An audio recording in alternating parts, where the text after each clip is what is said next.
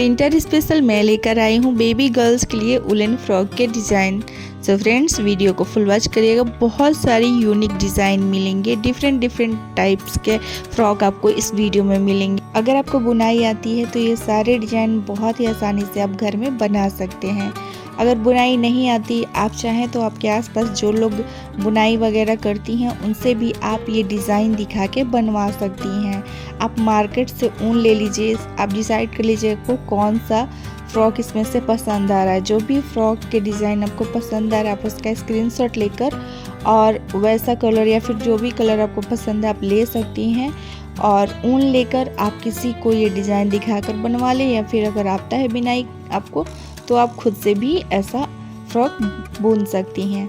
तो बहुत ही यूनिक और डिफरेंट डिज़ाइन मैंने वीडियो में बहुत सारे शेयर किए हैं।